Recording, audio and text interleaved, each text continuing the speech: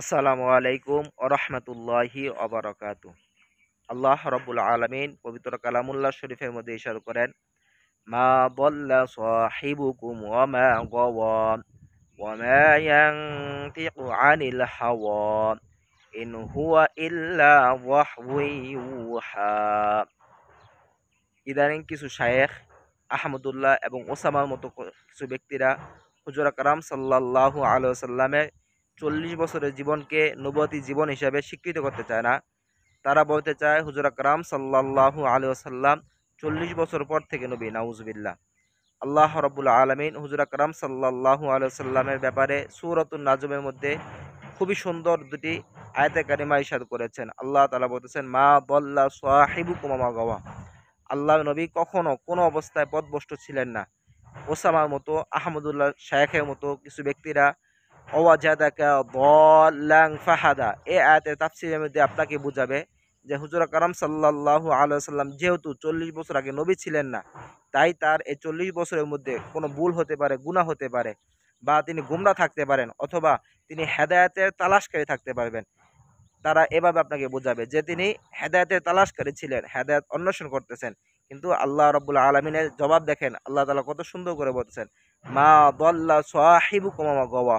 তিনি কখনো পথভ্রষ্ট ছিলেন না, তিনি কখনো গুমরাহ ছিলেন না। তারপর আসেন আল্লাহ রাব্বুল আলামিন তার প্যারা হাবিব সাল্লাল্লাহু আলাইহি সাল্লামের শান মানকে কত সুউচ্চ করেছেন।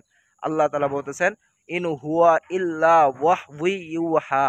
আল্লাহ তাআলা তার প্যারা হাবিব হুজুর আকরাম সাল্লাল্লাহু আলাইহি সাল্লামের প্রতিটা কথাকে, তার প্রতিটা জবানকে আল্লাহ তাআলা সংরক্ষণ করেছেন, পবিত্র করেছেন, উত্তম করেছেন। অর্থাৎ নবী কোনো অহেতুক, অযথা, অনর্থক কোনো কথাবার্তা বলে নাই। চাই সেটা নবুয়ত প্রকাশের আগে হোক অথবা নবুয়ত প্রকাশের পরে হোক। অর্থাৎ আল্লাহ নবী হুজুর আকরাম সাল্লাল্লাহু আলাইহি ওয়াসাল্লামের প্রতিটা কথা, প্রতিটা কাজ, প্রতিটা চাল চলন, আচার ব্যবহার আল্লাহ রাব্বুল আলামিন শুরু থেকে সংরক্ষণ করেছেন। তিনি নবী, তাই এখন অনেকে আপনাকে বোঝাতে চেষ্টা করবে যে আমরা সবাই তো সৃষ্টির 50,000 বছর আগে তৈরি হয়েছি, সৃষ্টি হয়েছি, আমাদের রিজিকের ব্যবস্থা করেছে। দেখেন, আল্লাহ রাব্বুল আলামিন আমাদের প্রত্যেকের রিজিকের ব্যবস্থা নিজের পক্ষ থেকে করেছেন সৃষ্টি 50,000 বছর আগে থেকে।